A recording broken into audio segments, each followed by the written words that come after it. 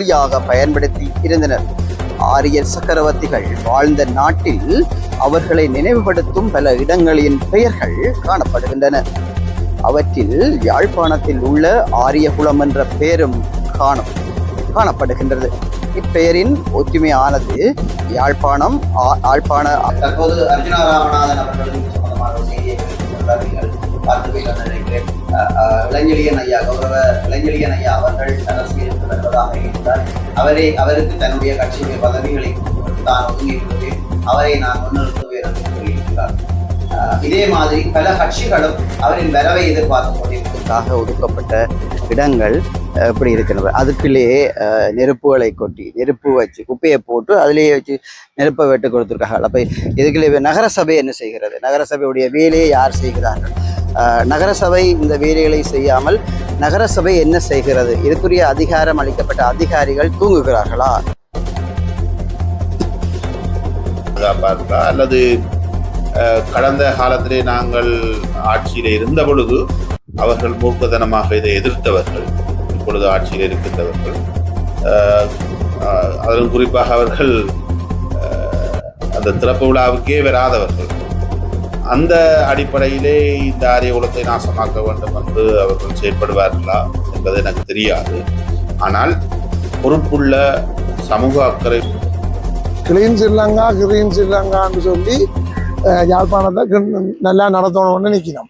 ஆனால் அந்த கிளீன் ஸ்ரீலங்காவில் முழுக்க என்ன நடக்கும்? அந்த பாலத்தை போய் பாருங்க, இந்த டஸ்ட்டை பாருங்க. நாங்கள் என்ன செய்கிறது? பொய் பேச்சு வாய்ப்பேச்சில் பொய் பேச்சு. அதை செய்கிறவ எதுவும் பேசவில்லை. ஆனால் அவர் மீது மிகுந்த மரியாதை எனக்கு மட்டுமல்ல, வடக்கு மாகாணத்தில் இருக்கக்கூடிய பெரும்பாலான மக்களுக்கு இருக்கிறது. ஆகவே அவர் வந்தால் நாங்களும் அவரை ஆதரிப்போம், அதுக்கு நாங்கள் தயாராக இருக்கின்றோம். ஒருபடி மேலே போனால் எங்களுடைய கட்சியிலே கூட, எங்களுடைய கட்சியினுடைய சின்னத்திலே கூட அவர் அங்கே வேண்டுமாக இருந்தால் நாங்கள் அதை கவுட்கப்பட்டது, பாதிட்டு தோற்கடிக்கப்பட்டது. அதற்கு பின்னர் சிறிது காலம் ஆனல்ட் அவர்கள் எங்களை பொறுத்த மட்டிலே சட்டவிரோதமாக ஆட்சியை கைப்பற்றியிருந்தார். அந்த ஆட்சி கைப்பற்றி ஒரு சிறிய காலம் இருந்த பொழுது இந்த திட்டத்தை ரத்து செய்தார். ஆகவே அவர்கள் ஆரியகுலத்தை சந்தி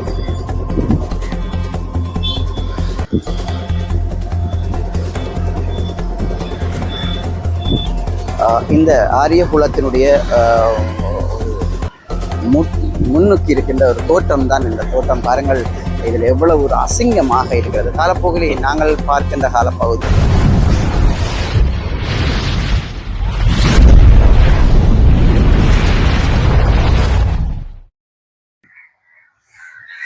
வணக்கம் உறவுகளே. நாங்கள் இன்னைக்கு எங்க நிற்கிறோம்னு பார்த்தால் தமிழருடைய மரபுரிமை சொத்தான ஆரிய சக்கரவர்த்தியால் கட்டப்பட்ட ஆரியகுலத்தில் நிற்கிறோம். இந்த ஆரியகுலமானது மணிவண்ணனுடைய ஆட்சி காலத்துல அவர் அவருடைய முதல்வராக இருக்கக்குள்ள இந்த ஆரிய சக்கரவர்த்தி கட்டப்பட்ட இந்த குலத்தை மிக அழகாக பல கோடி ரூபாய் செலவழிச்சு புனரமைப்பு செய்யப்பட்டிருந்தார். இப்ப இந்த குலமானது துர்நாற்றம் வீசக்கூடிய வகையிலையும் ஒருவரையும் கவனிக்கப்படாத நிலைமையிலையும் அவ்வளவு கோடி ரூபாய்கள் கொடுத்து செய்யப்பட்ட இந்த படகுகளாக இருக்கட்டும், இங்க இருக்கிற எல்லாமே தண்ணீரை மூழ்கடிக்கப்பட்டு ஒன்றுக்குமே உதவாத வகையில காணப்படுகிறது. இதுக்கு யார் காரணம்? மாநகர சபை நித்திர கொள்ளுதா, தூங்கி கொண்டிருக்கான்னு எனக்கு தெரியல. இதுக்கு பொறுப்பு கூடியவர்கள் யாரா இருந்தாலும் இதை கட்டாயம் கவனிக்கணும். இதை பற்றி நான் முழுமையான காணொலியை இந்த வீடியோக்குள்ள பார்க்கலாம். போகிறோம். கிட்டத்தட்ட தியாகி அறக்கட்டளை நிறுவனத்தின் உரிமையாளர் கிட்டத்தட்ட 3 மில்லியனுக்கு மேலே இந்த துப்புரவு பணிகளுக்கும் இதை புனரமைக்கிற பணியமைக்கும் கடந்த காலங்களிலே கௌரவ முன்னைய நாள் நகர பிதாவாக இருந்த கௌரவ மணிவண்ணன் அவர்கள் இருக்கின்ற போது அந்த நிதி பங்களிப்பின் ஊடாக இந்த ஆரியகுலத்தை புனரமைத்திருந்தார்கள். அந்த ஆரியகுலத்தை இவ்வளவு நிதிகளை செலவழித்து புனரமைத்த போதும் தற்போதுடைய எப்படி இருக்கிறது உங்களுக்கு தெரியும். அந்த நேரத்திலே மணிவண்ணன் அவர்கள் முதல்வராக இருக்கிற போது, யாழ் மாகாண சபை முதல்வராக இருக்கின்ற போது இரவுகளிலே நாங்கள் இந்த இடத்தை பார்ப்போமானால் ஒரு கண்கொள்ளா காட்சிகள் போல, அதாவது குட்டி சிங்கப்பூர் போலவே அது காட்சி அளித்திருந்தது. தற்போது இதனுடைய காட்சிகளை பாருங்கள், குப்பைகள் நிறைந்ததாக காணப்படுகிறன. இதுதான் தற்போதைய தோற்றமாக இருக்கிறது.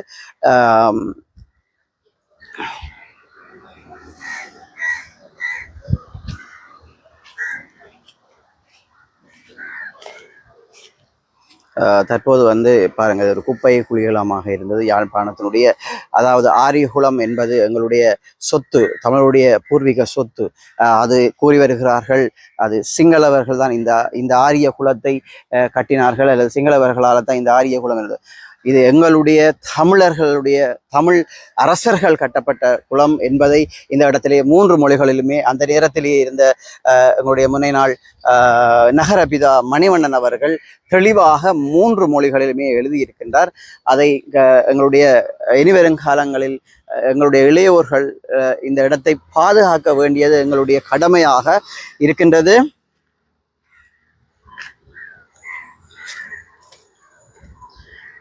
பாருங்க, இந்த போட் அந்த நேரத்துல எல்லாம் எப்படி இருந்தது, சுத்தி காட்டிக்கூடிய ஓடக்கூடிய மாதிரி இருந்தது. இப்ப பாவனை இல்லாமல் எல்லாம் தண்ணி எல்லாம் போய் உடைஞ்சு அந்த ஸ்டேரிங்கள் எல்லாமே இதாட்டு கிடக்கு. பாருங்க எவ்வளவு நேரமாச்சு, இன்னும் இந்த டஸ்ட்பின் எடுக்க இல்லை. இப்போ அந்த அதெல்லாம் இயங்கக்கூடிய நிலையில இல்லை. ஒரு எந்த அரிய குளத்துல எந்த இடத்து பார்த்தாலும் ஒரு குப்பையும் கூலமுமாகத்தான் இருக்கு. அந்த நேரங்களில் இது இவ்வளவு லட்சக்கணக்காக செலவழித்து தான் இந்த இதை நாங்கள் அவையல் அந்த நேரத்தில் செலவழித்து செய்தவர். ஆனால் இப்போது அது எப்படி இருக்குன்னு பாருங்க. இந்த குளம் கூடி குப்பையும் இதுமாக தான் இருக்கு. இந்த உங்களுக்கு பார்க்க தெளிவனை அதோடைய காற்றம் இங்கே பாருங்க, குப்பைகள் மீது தான் இருக்கு. ஒரு நேரத்தில் எப்படி இருந்தது அது.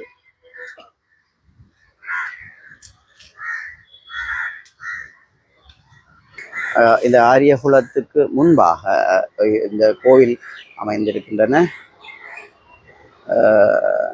ஸ்ரீ வைரவர் கோயில் என்று பெயரிடப்பட்டிருக்கின்றது. வைரவரையும் தரிசனம் செய்து கொண்டு காணொளிக்குள் போகலாம். பாருங்க, இந்த நடபாதைகள் கூடி புல்லுகளால சூழப்பட்டு இருக்குது. இதை தற்போது ஆட்சியில இருக்கிற நகரசபையை பற்றிய நகரபிதாவாக இருக்கிறவர்கள் ஏன் இதை அலட்சிய போக்கிலே விட்டிருக்கிறார்கள்? என்ன தேவைக்காக அவர்கள் இதுவரை நாளும் இந்த எங்களுடைய சொத்து, தமிழுடைய பாரம்பரிய சொத்து, எங்களுடைய ஒரு பொழுதுபோக்கு மையமாக இந்த இடம் அமையப்பட்டு இருந்திருந்தாலும், ஆனால் ஏன் இவர்கள் கவனிக்க தவறி இருக்கிறார்கள்? எண்ணத்திற்காக? ஆனால் நாங்கள் ஒரு விதத்திலே குறிப்பிட வேண்டும், அவர்கள் ஆட்சி பீடம் ஏறிய ஒரு குறிப்பிட்ட நாட்களே ஆகின்றன. ஆனால் அந்த வகையிலையும் அவர்களுடைய தற்போது வரைக்கும் எங்களுக்கு கிடைத்த தகவலின்படி தற்போது இந்த நிமிடம் வரைக்கும் அவர்கள் இந்த ஆரியகுலத்தை புனரமைப்பதற்கான எந்த ஒரு நடவடிக்கைகளிலும் ஈடுபடவில்லை என்பதே உண்மைத்தன்மையாக இருக்கிறது. நாங்கள் இது சம்பந்தமாக முன்னை நாள் இந்த நகரபிதாவாக இருந்த கௌரவ மணிவண்ணன் அவர்களையும் நாங்கள் ஒரு நேர்காணலை சந்தித்திருந்தோம். அந்த நேர்காணலையும் நாங்கள் இந்த காணொலியூடாக நாங்கள் சமர்ப்பிக்க இருக்கின்றோம். அதை நீங்கள் இந்த காணொலியிலே மணிவண்ணன் அவர்கள் என்ன கூறுகிறார் என்பதையும் நீங்கள் இதிலே கேட்கக்கூடிய மாதிரி இருக்கும். ஆனால் பாருங்கள், ஆனால் தற்போது ஆட்சியில் இருக்கிறவர்கள் என்ன தேவைக்காக, என்ன காரணத்திற்காக? ஆனால் ஒரு வதந்தி ஒன்று வருகின்றது. வதந்தியான கதையா அல்லது உண்மையான கதைகளா என்று எங்களுக்கு தெரியவில்லை. ஆனால் இதை மணிவண்ணன் செய்தது, ஆனபடியால் இதை நாங்கள் செய்ய மாட்டோம் என்ற ஒரு கருத்து முரண்பாடு, ஒன்றுக்கு ஒன்று முரண்பட்ட ஒரு கருத்து முரண்பாடாக அந்த தகவல் அமைந்திருக்கிறது. ஆனால் அதில் 100% உண்மைத்தன்மை இருக்கிறதா என்று கேட்டால் அதற்கு நாங்கள் பதிலளிக்க முடியாதவர்களாக இந்த நேரத்தில் இருக்கின்றோம். காலம் கடந்து வரும்போது அதுக்குரிய சரியான தீர்வுகளையும் நாங்கள் அவர்களிடமிருந்து பெற்றுக்கொள்ளலாம் என்பது எங்களுடைய நம்பிக்கையாக இருக்கின்றது.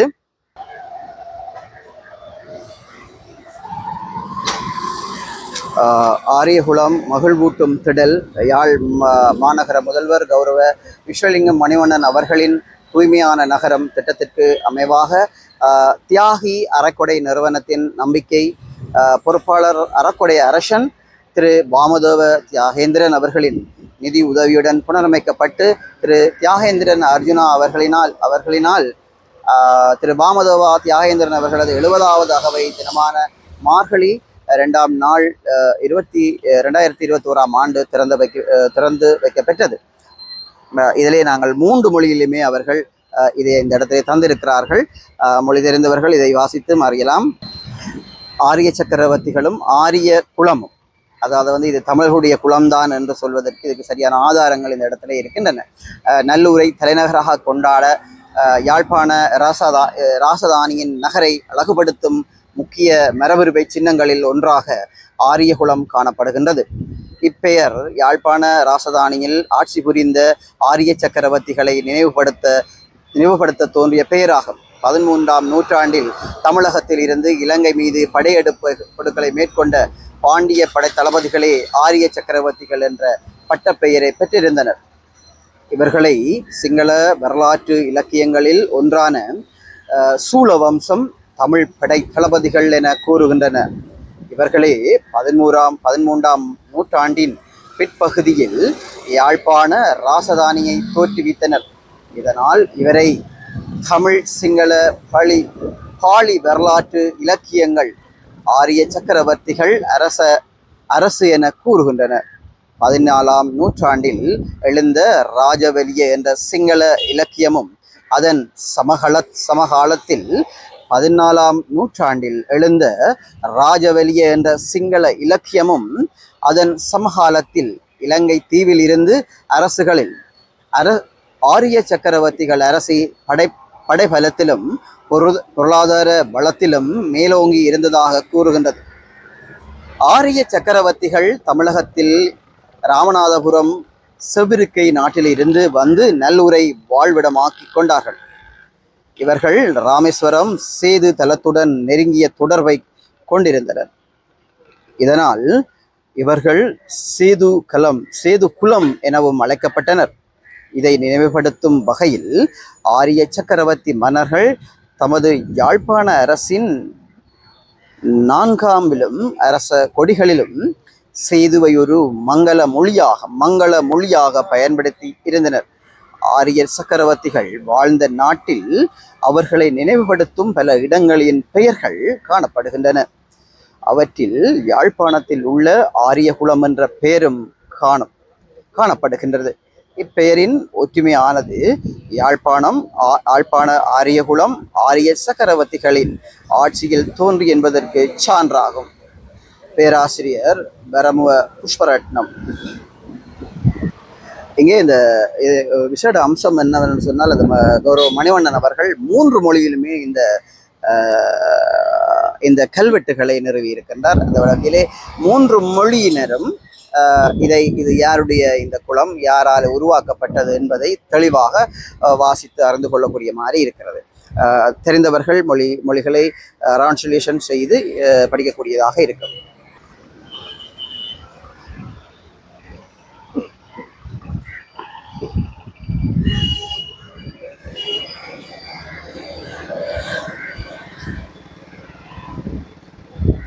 இதான் ஆரியகுலத்து சந்தி.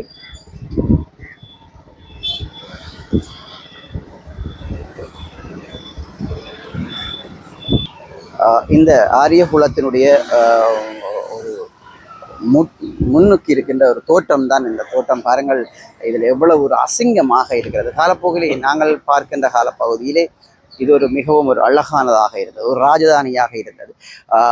நிறைய இங்கே சிறுவர்கள், வயது முதிர்ந்தவர்கள் இளைப்பாறுமிடமாகவே இருந்தது. ஆனால் தற்போது இது யாருமற்ற ஒரு அதாவது பராமரிப்பு அற்றதாக இந்த இடத்திலே குப்பைகள் சரியாக பிரதேச சபையால் அல்லது நகர சபையாலேயோ இது சுத்தப்படுத்தாத ஒரு நிலை இந்த இடத்துல இருக்கின்றன. நாங்கள் பார்க்கக்கூடிய மாதிரி இருக்கிறது. அதாவது ஆரியகுலம், அதாவது ஆரியகுலம் என்கிறது எங்களுடைய மக்கள் சொத்து என்று வாயில் கூறுகிறவர்கள் தற்போது இந்த குப்பை கூலங்களை இந்த தற்போது மாநகர ஆட்சியிலே இருக்கின்ற ஆட்சியாளர்கள் என்னத்திற்காக இதை விட்டு வைத்திருக்கிறார்கள்? என்ன பாருங்கள், இது என்ன தேவைக்காக, இது யார் பாதிக்கப்பட போகிறார்கள், இதை யாரை பழிவாங்கும் நோக்கோடு இதை செய்கிறார்கள் என்பது கேள்விக்குறியாக இருக்கிறது. இதை மக்கள்தான் இந்த கேள்வியை கேட்க வேண்டும் என்பதும் எங்களுடைய அவாவாக இருக்கிறது. அந்த வகையிலே இந்த யாழ் மாநசபைக்கு உட்பட்ட பிரதேசத்திலே தற்போது குப்பையும் கூலங்களுமாக இந்த இடத்திலே காணப்பட்டு கொண்டிருக்கிறன. மக்களுடைய அதாவது வயது முதிர்ந்தவர்கள் மாலை நேர பகுதிகளிலே இந்த இடத்திலே இளைப்பாற இடமாக காணப்படுகிறது. அந்த வகையில் இளைப்பாற இடங்கள் ஒரு நகரசபையின் கட்டுப்பாட்டில் இருக்கிற நகரசபை இந்த இடத்திலே என்னத்துக்காக சுத்தம் செய்யவில்லை என்பது இந்த மக்கள் விசனம் தெரிவித்ததாக இருக்கிறார். தொடர்ச்சியாக நாங்கள் அந்த பக்கம் சென்று பார்க்கலாம். அது வரைக்கும் நாங்கள் காத்திருங்கள்.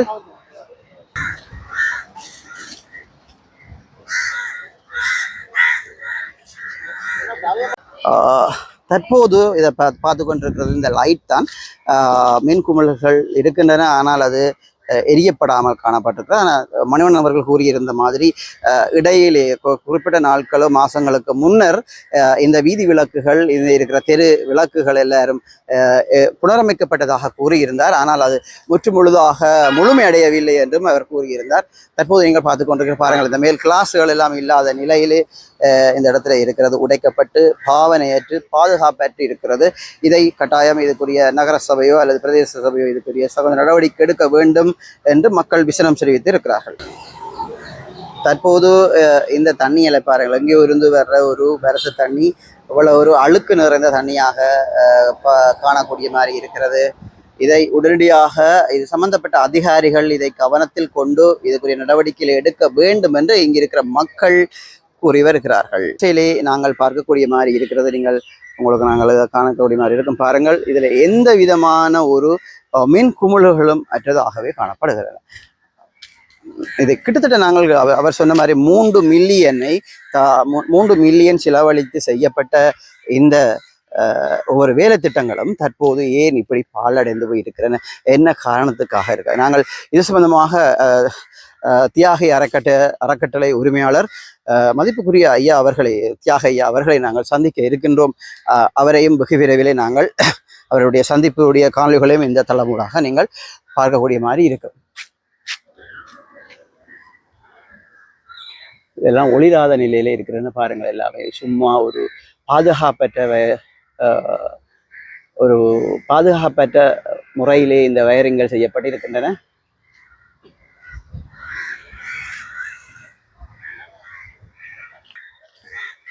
இது இந்த தொடர்ச்சியாகவே இதில் ஒரு பல்புகளும் இல்லை.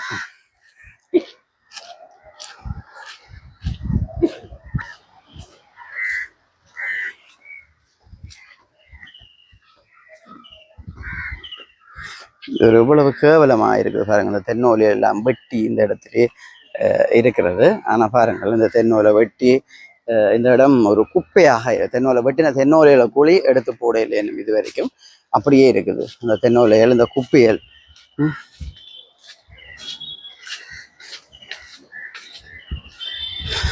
இந்த இடத்துல இளைஞர்கள் இந்த இடத்துல பொழுதுபோக்குக்காக வந்திருக்கிறார்கள். ஆனால் பாருங்கள், இந்த இடத்தை பாருங்கள்.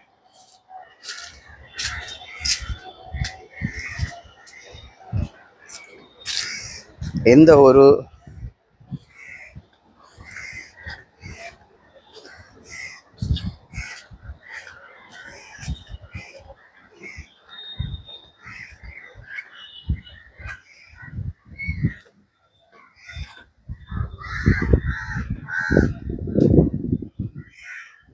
சுகாதாரமற்ற நிலையை இந்த இடத்துல காணப்படுது. சாப்பிட்டு விட்டு சாப்பாடுக்குரிய கூடைகளிலே போடாமல் அந்தந்த இடங்களிலே தூக்கி வீசப்பட்டு இருக்கு.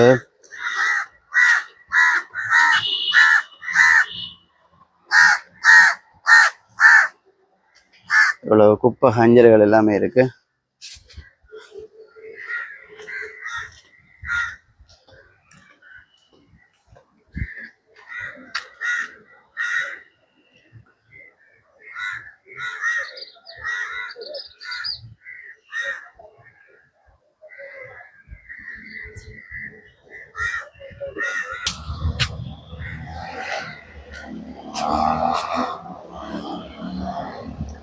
பாருங்க, அந்த இதுக்கு குப்பைகள் போடுறதுக்காக ஒதுக்கப்பட்ட இடங்கள் எப்படி இருக்கிறது அதுக்குள்ளேயே நெருப்புகளை கொட்டி நெருப்பு வச்சு குப்பையை போட்டு அதிலேயே வச்சு நெருப்பை வெட்டு கொடுத்துருக்காங்க. அப்போ இதுக்குள்ளே நகரசபை என்ன செய்கிறது? நகரசபையுடைய வேலையை யார் செய்கிறார்கள்?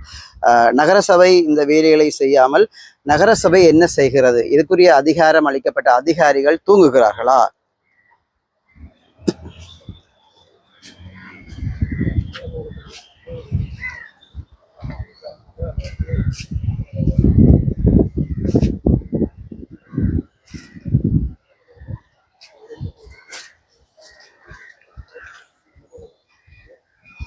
இந்த இடங்களில் இருக்கிறதெல்லாம் பெறுமதி வாய்ந்த சொத்துக்கள், கிட்டத்தட்ட நிறைய பெறுமதி வாய்ந்த சொத்துக்கள் இந்த இடங்களில் இருக்கிறது. ஆனால் அதை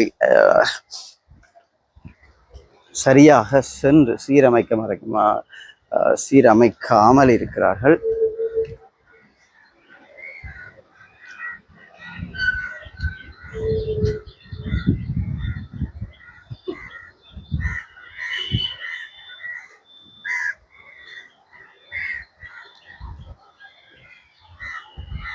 வணக்கம் ஐயா. வணக்கம்.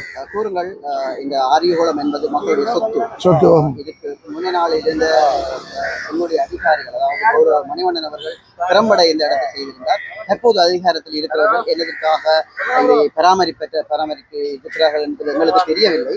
நீங்கள் இவர்கள் பராமரிப்பு அச்சு காணப்படுவதால் மக்களாகிய நீங்கள் என்ன அசௌகரியங்களை எதிர்நோக்குகிறீர்கள்? அதாவது வருத்த துன்பங்கள் வருது, டஸ்ட்டுகள், இந்த குப்பைக்காக நாங்கள் இருக்கிறோம். இதுதான் வேலை செய்கிறோம். நாங்கள் ஒரு அதாவது பயணிகள் போக்குவரத்து, தனியார் பேருந்து பயணிகள் போக்குவரத்துன்ற ஒரு நேர கணிப்பாளர். இப்போ நாங்கள் டெய்லி இதெல்லாம் அங்கே பாருங்க மணிக்கு கொழுவி இருக்கிறோம், இதெல்லாம் கதரை ஓட்டி இருக்கிறோம். இப்படி 6 மணிக்கு வந்தால் பின்ன 6 மணி வரை இந்த டஸ்ட்டுகள்லாம் துர்நாற்றங்கள், குளங்கள்லேருந்து துர்நாற்றங்கள் வீசுது. மற்ற இந்த டஸ்ட்டுகளுக்கு எந்த நேரம் ஒரு நாள் நாய் சேர்த்து கிடந்து நாய் திருநாட்டம் பட்டு நாங்கள் பட்ட அவலம். அதை பேருந்து நாங்கள் அங்கே இங்கே அறிவிச்சு தான் பேருந்து வந்து எடுத்துட்டு வரோம். ஆனா நாங்கள் இந்த இடத்தை சுற்றி பார்க்கும் போது குப்பைகள் போட அமைக்கப்பட்ட இடங்களிலே அந்த இடத்திலேயே தீ மூட்டி இருக்கிறார்கள். அந்த குப்பை போட்ட இடத்தை அப்படியே கூடியோட வைத்து கொளுத்தி இருக்கிறார்கள். அந்த வீட்டுக்காரர் தான் செய்யறாங்க. அந்த லைன் அந்த வீட்டுக்காரர்கள் அந்த வேலை அதை என்னன்னா டஸ்ட்டுக்கு இருக்கிறாங்க. இந்த தென்னூலிகள் தென்னை மட்டைகள் எல்லாம் அந்த இடங்களிலே அது அங்காதான் அந்த வீட்டுக்காரர். அது ஏன் பிரதேச நகரசபை அதை பாக்குறேன். இங்க வார இல்லை இந்த இடத்துக்கு நகரசபை ஐயோ வார இல்லை ஒரு தரம் பாரு. இந்த இடத்துல நகரசபைக்கு நீங்க என்ன சொல்ல வாங்க? மானசபைதான் பிள்ளை இருக்குன்னு சொல்றோம். நாங்க நகரசபை ஒருக்கா வந்து கூட்டிச்சு. நான் அன்றைக்கு ஒரு நாள் யாரும் படம் எடுத்து ஒரு 2 நாள்ல 3 நாள்ல ஒரு 2 பொம்பளைகள் வந்து அங்கே அலைமிஞ்சாலையெல்லாம் கூட்டி விட்டுட்டு போனதான். நல்ல பெருவினை விட்டுட்டு போனதான். நன்றி ஐயா. கிளீன் ஸ்ரீலங்கான்னு சொல்லி யாழ்ப்பாணத்தை நல்லா நடத்தணும்னு நிற்கணும். ஆனால் அந்த கிளீன் ஸ்ரீலங்காவில் முழுக்க என்ன நடக்கும்? அந்த பாலத்தை போய் பாருங்க, இந்த டஸ்ட்டை பாருங்க. நாங்கள் என்ன செய்கிறது? வாய்ப்பேச்சு அதை செய்கிறவ வழியா நீட்டாக செய்யும். மக்களாகிய நாங்கள் சொல்கிறோம். ஒப்பிட்டு பார்க்குறோம். இதே போல வேறு இடங்களையும் போய் பார்வையிட்டால் அதன் அசௌகரியங்கள் தெரியும். வணக்கம். வணக்கம். இன்றைய நாளை இந்த இடத்துல உங்களை சந்திப்பதில் மிக மகிழ்ச்சி அடைகிறோம். தற்போது ஒரு வதந்தி ஒன்றோ அல்லது அது ஒரு அரசல் புரசலாக ஓடிக்கொண்ட விடயமாக என்னன்னு சொன்னால், நீங்கள் நகர பிதாவாக இருக்கின்ற போது இந்த ஆரியகுலத்தை ஒரு திறம்பட செய்து அதை வடிவான முறையிலே மக்கள் உங்களை பாராட்டும் வகையில் அதை புனரமைத்திருந்தீர்கள். தற்போது அதனுடைய நிலைமை என்ன?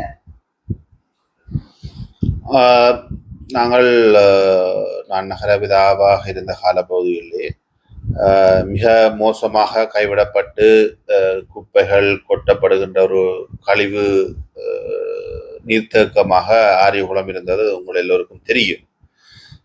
அந்த வகையிலே நாங்கள் யாழ்ப்பாணம் மாநகரத்தை பொருட்படுத்தவுடன் ஆரியகுலத்தை நாங்கள் புனருத்தாரணம் செய்து மக்களுடைய பாவனைக்காக கையளிக்க வேண்டும் என்று நாங்கள் முடிவெடுத்தோம். 2018ஆம் ஆண்டு யாழ்ப்பாண மாநகர சபைக்கான தேர்தல் நடைபெற்ற போது கூட நாங்கள் ஒரு தேர்தல் விஞ்ஞாபனத்தை வெளியிட்டிருந்தேன். அந்த தேர்தல் விஞ்ஞாபனத்திலும் நாங்கள் மாநகர சபையை பொறுப்பெடுத்தால் ஆரியகுலத்தை புனரமைப்போம் என்ற விடயத்தை நாங்கள் குறிப்பிட்டிருந்தோம். அதன் அடிப்படையிலே நாங்கள் ஆரியகுலத்தை புனரமைப்பதற்கான நிதி ஆதரவை தியாகி அறக்குடை நிறுவனத்தினுடைய உரிமையாளர் வாமதேவா தியாகேந்திரன் அவர்களிடம் பெற்று முழுமையாக அவரே தன்னுடைய நிதியை இந்த புனரமைப்புக்காக தந்திருந்தார். என்னுடைய நினைவு சரியாக இருந்தால் 27 மில்லியன் ரூபாய் நிதி பங்களிப்பு, கிட்டத்தட்ட 2,70,00,000 நிதி பங்களிப்பினை தியாகி அறக்குடை நிறுவனத்தினுடைய உரிமையாளர் வாமதேவா தியாகேந்திரன் அவர்கள் தந்திருந்தார். அந்த நிதி ஆதரவோடு இந்த ஆரியகுலத்தை நாங்கள் முதற்கட்டமாக புனரமைத்திருந்தோம். எங்களுடைய ஆரியகுலம் திட்டம் 3 கட்டங்களை கொண்டதாக இருந்தாலும் முதல் கட்ட புனரமைப்பை நாங்கள் முடிவு செய்திருந்தோம். ஆனால் நாங்கள் 2022 டிசம்பருடன் எங்களுடைய பதவிக்காலம் முடிவுக்கு வந்த பின்னர் ஆரியகுலத்தினுடைய இன்றைய நிலைமை மிகவும் கவலைக்கிடமாக இருக்கிறது. எங்களிடம் பலரும் அது தொடர்பாக முறைப்பாடுகளை சொல்லுகின்றார்கள்.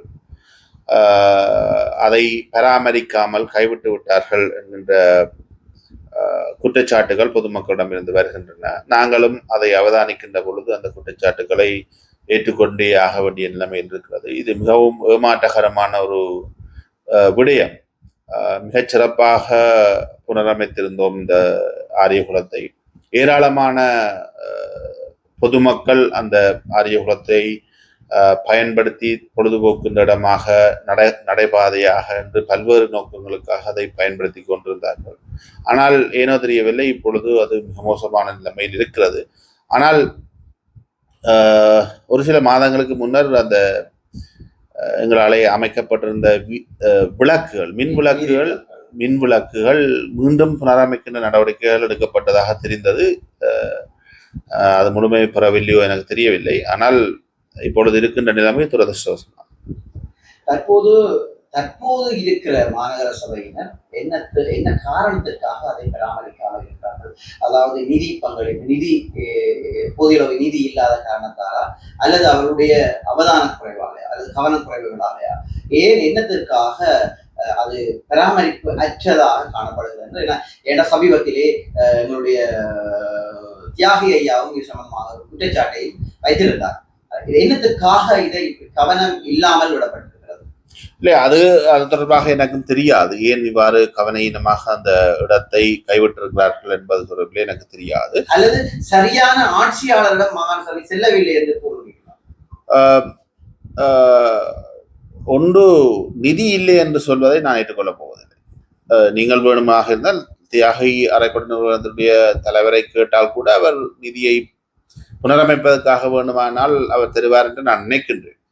ஆகவே நிதி ஒரு பிரச்சனை இல்லை. மாநகர சபையினுடைய பட்ஜெட் என்பது 1400 மில்லியனுக்கு மேற்பட்ட பட்ஜெட்.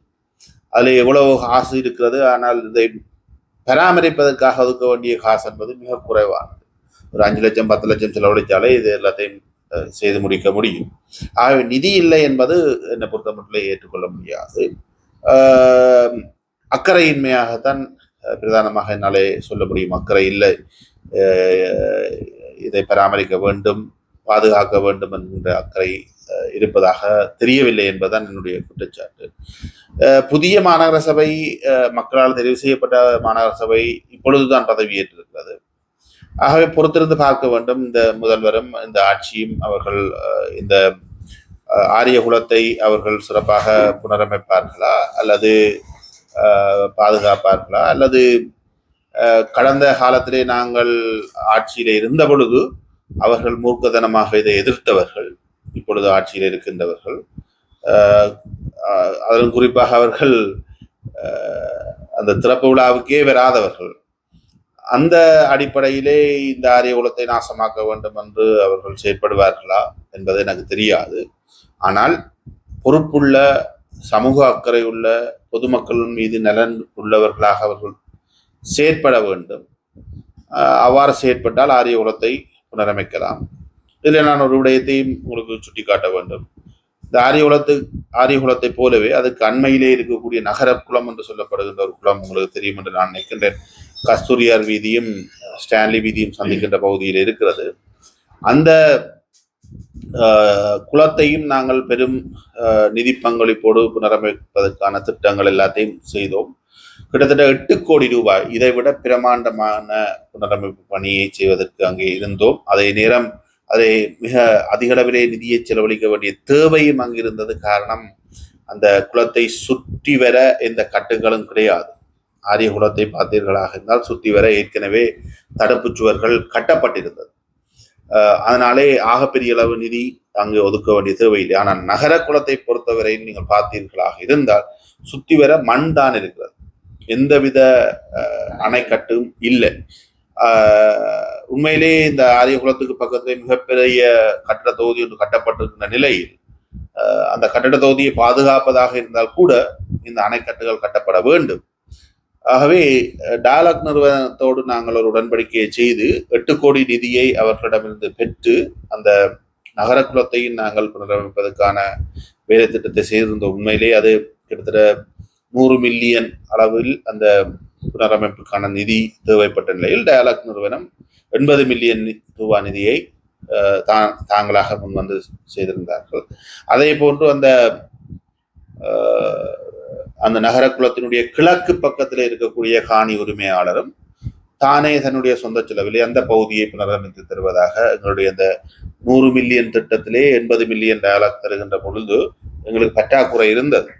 அதை அந்த கிழக்கு பக்க காணி உரிமையாளர் தானே செய்வதாக முன்வந்திருந்தார். இவ்வாறு நிதியெல்லாம் ஒதுக்கீடு செய்யப்பட்டு ஒப்பந்தங்கள் கைச்சாத்திடப்பட்ட பின்னர் நாங்கள் அடிக்கல்லையும் நாட்டியிருந்தோம். 2022ஆம் ஆண்டு டிசம்பர் மாதம் 7ஆம் தேதி அடிக்கல்லையும் நாங்கள் நாட்டியிருந்தோம். ஆனால் 30ஆம் தேதி எங்களுடைய ஆட்சி கவுட்கப்பட்டது, பாதிட்டு தோற்கடிக்கப்பட்டு அதற்கு பின்னர் சிறிது காலம் ஆனல்ட் அவர்கள் எங்களை பொறுத்த மட்டிலே சட்டவிரோதமாக ஆட்சியை கைப்பற்றியிருந்தார். அந்த ஆட்சி கைப்பற்றி ஒரு சிறிய காலம் இருந்த பொழுது இந்த திட்டத்தை ரத்து செய்தார். ஆகவே அவருடைய மனநிலையை நீங்கள் புரிந்து கொள்ள வேண்டும். அந்த பாணியிலே இந்த ஆரிய குலத்தையும் கைவிடுவார்களாக இருந்தால் அதனுடைய இழப்பு பொதுமக்களுக்கு. இதிலே நாங்கள் குறிப்பிட வேண்டும், ஆனந்த் அவர்கள் அங்கம் வகிக்கிற கட்சி தலைவர் என்று நான் நினைக்கின்றேன். பரப்புரை கால பகுதியிலே கூறியிருந்தார். இதை கௌரவ மணிவண்ணன் அவர்கள் இதை செய்திருந்தாலும் ஆரியகுலம் எங்களுடைய சொத்து, அதை நாங்கள் பாரபட்சம் இல்லாமல் நாங்கள் ஆட்சிக்கு வரும் பட்சத்தில் அதை முன்னின்று நாங்கள் அதை செய்வோம் என்று கூறியிருந்தார். உங்களுக்கு நினைவிருக்கிறார் ஆனந்த்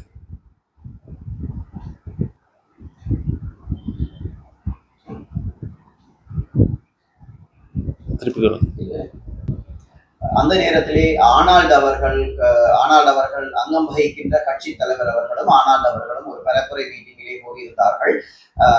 அதை கௌரவ மணிவண்ணன் அவர்கள் செய்திருந்தாலும் ஆரியகுலம் என்பது எங்கள் மக்களுடைய சொத்து, அதை நாங்கள் ஆட்சிக்கு வரும் பட்சத்தில் நாங்கள் பாரபட்சமின்றி அதை சரிவர கண்காணிப்போம், பராமரிப்போம், சரிவர செய்வோம் என்று கூறியிருந்தார்கள். அதை இப்போ செய்கிறார்களா? ஏன் செய்யவில்லை? இல்லை, இப்பொழுதுதான் அவர்களுடைய ஆட்சி அங்கு ஏற்பட்டிருக்கிறது. ஆகவே உடனடியாக அவர்கள் மீது குற்றச்சாட்ட முடியாது. ஒரு புனரமைப்பை செய்வதாக இருந்தால் அதற்கு நிதி ஒதுக்கீடு செய்ய வேண்டும், அதற்கான வரவு செலவுகளை தயாரிக்க வேண்டும், அதுக்கான முறையான அனுமதிகளை சபையில பெற்றுத்தான் அந்த வேலை திட்டத்தை செய்யலாம். ஆகவே அவர்களுக்கு இப்பொழுது ஆட்சி கூடமேறியவர்கள் மீது உடனடியாக நான் குற்றச்சாட்ட முடியாது. ஆனால் அவர்கள் கட்டாயம் செய்ய வேண்டும். அவர்கள் நாங்கள் தொடர்ந்து பார்த்து கொண்டிருப்போம். உண்மையிலே நீங்கள் பார்க்க வேண்டும், ஆரியகுல பகுதியிலே நாங்கள் 3 மொழியிலும் ஆரியகுலத்தினுடைய வரலாற்றை நான் எழுதியிருக்கிறேன். இது தமிழ் மக்களுடைய மரபுரிமை சொத்து என்பதை நான் சொல்லியிருக்கிறேன். ஆரிய குலம் என்றால் அது சிங்களவர்களுடைய குலம் என்று ஒரு பரப்புரை இருந்து வந்த காலத்திலே எங்களுடைய ஆரிய சக்கரவர்த்திகள் தான் இதை கட்டினார்கள் என்கின்ற மரபுரிமை வரலாற்றை, இது தமிழ் மக்களுடைய மரபுரிமை சொத்து என்பதை நான் எழுதி 3 மொழிகளிலும் கல்வெட்டாக பதித்திருக்கிறேன். அது இப்பொழுதும் இருக்கிறது, நீங்கள் போய் பார்க்கலாம்.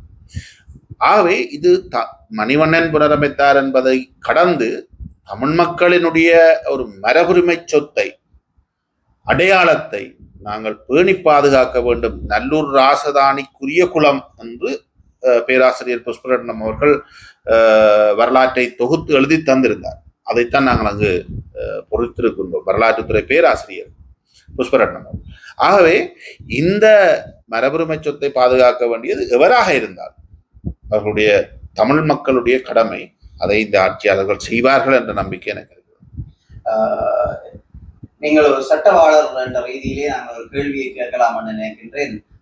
வர இருக்கின்ற வட மாகாண எலெக்ஷன் வரப்போகிறது, தேர்தல் வரப்போகிறது.